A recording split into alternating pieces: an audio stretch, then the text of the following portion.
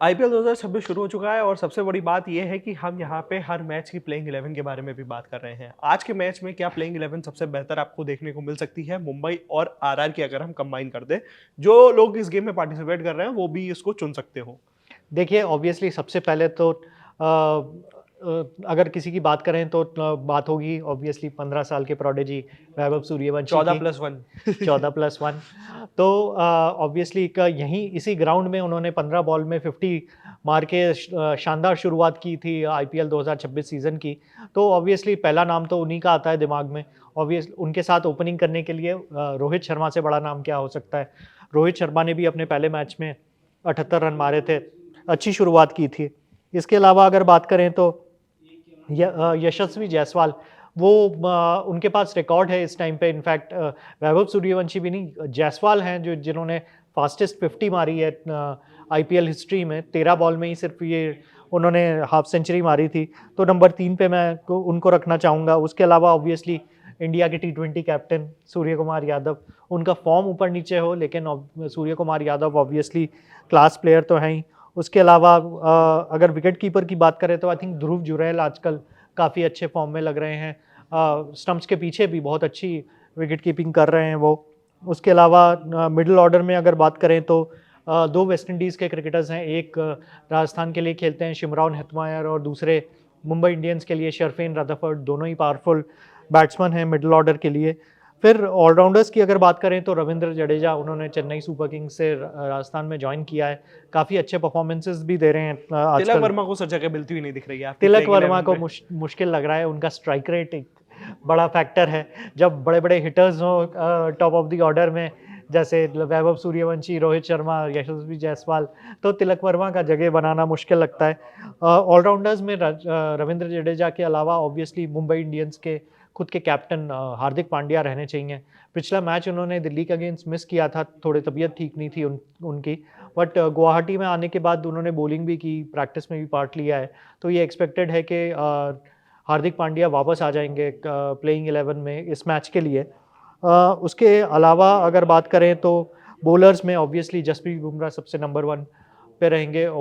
दूसरी तरफ से Jofra Archer, although same quality नहीं है कुछ साल पहले वाली, बट अभी भी वो राजस्थान रॉयल्स के बेस्ट बॉलर हैं।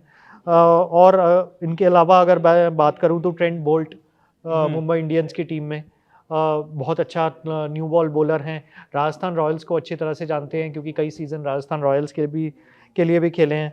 और ऑब्वियसली बाकी बैकअप बॉलिंग के लिए स्पिनर्स की अगर बात करें तो Ravi Bishnoi as leg spinner या मिचेल सैंटनर को पिक कर सकते हैं। तो सर कहीं ना कहीं आपने यशस्वी जायसवाल को भी अपनी प्लेइंग 11 में उतनी जगह दी है, बट आपने टॉप में नहीं दी है, जहाँ पे बिल्कुल क्योंकि टॉप में आपने दिए 15 साल के बच्चे को और बिल्कुल उनके साथ दिए एक सबसे बड़े खिलाड़ी जिनकी फिटनेस को लेकर के सवाल उठता था, बट उन्होंने हालांकि जाकर के अपनी फिटनेस पे काम करा है और अब हम लोगों को वो थकते हुए भी नहीं दिखते। मुंबई की शुरुआत हम लोगों ने देखी थी कि सर अच्छी उनको देखने को मिली है, बिल्कुल। पर इस बार क्या लग रहा है कि आईपीएल में मुंबई जो है अपना दमखम आरसीबी के आगे बना पाएगी? क्योंकि आरसीबी जिस हिसाब से चल रही है लग रहा है कि भाई टाइटल डिफेंड करना है। टाइटल तो डिफेंड करना ही है उनको। और दूसरा आपको ये भी याद रखना है कि मुंबई इंडियंस जो है वो हमेशा से एक स्लो स्टार्टर वाली टीम रही है। ऑल्दो स्टार्टिंग में उनके साथ हर बार ये होता है कि सर वो हर मैचेस हारते हैं स्टार्टिंग में, फिर आखिरी में अंपायर खेलते हैं और वो जीत जाते हैं। लेकिन अब की बार फाइनली वो अपना सीजन का पहला मैच जीत गए थे। कई 10-12 साल इस बार बाद अंपायर ने इन्होंने मना कर दिया खेलने के लिए। 10-12 साल बाद उन्होंने ये अचीव किया कि 14 साल का अपना वनवास तोड़ दिया। एंड थैंकफुली पहला मैच उनका कोलकाता नाइट राइडर्स के अगेंस्ट में था, जो one of the worst team नजर आ रही है इस सीजन में। कितना अगर बजट लेकर के गए थे? 70 करोड़। 64 करोड़ 64 करोड़ आप समझ 64 लिए। करोड़ का बजट था उनका। But one of the worst teams इस टाइम पे नजर आ रही है। बट मुंबई इंडियंस ऑब्वियसली उन्होंने अपना इनकंसिस्टेंट परफॉर्मेंसेस इनसे घटिया दिल्ली तो के अगेंस्ट एसआरएच भी नहीं खेल रही है। एसआरएच दिल्ली के अगेंस्ट उन्होंने दिखाई दिया।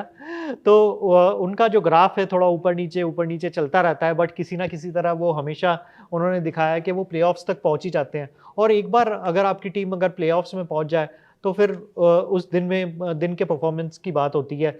ये तो अनलकी थे कि मतलब क्वालिफायर 2 में पंजाब किंग्स थोड़ा बेटर खेल गए उनसे, लेकिन पिछले साल भी कहानी कुछ अलग ही हो सकती थी।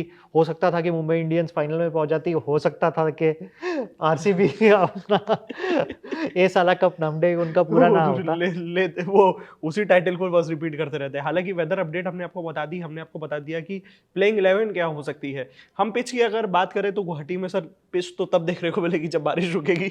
बिल्कुल, तो वो एक मेजर कंसर्न है क्योंकि इतना टाइम जब पिच कवर्स के नीचे रहती है तो अंडरनीथ उसके नीचे काफ़ी मॉइस्चर हो जाता है।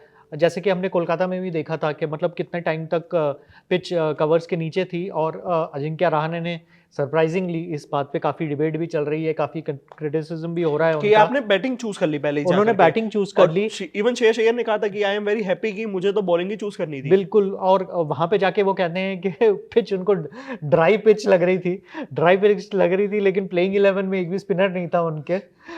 बट तो मतलब कुछ बातें मैच नहीं कर रही थी। आई थिंक कोलकाता की शाहरुख दिक्कत ही शाहरुख को भी ये चीज़ें समझ में नहीं आई। शाहरुख भी नज़र आए थे काफ़ी कड़ा डिबेट करते हुए वेंकी मैसूर के साथ। तो I think Kolkata night Riders को तो काफ़ी कुछ देखना है, लेकिन अगर हम गुवाहाटी के पिच की बात करें तो ऑब्वियसली काफ़ी टाइम कवर्स के नीचे थी। हमने देखा था पहला मैच चेन्नई सुपर किंग्स के अगेंस्ट भी कितना असिस्टेंस मिला था आरआर के पेस बॉलर्स को। चेन्नई सुपर किंग्स तो सिर्फ 127 ही टोटल बना पाए थे उस मैच में।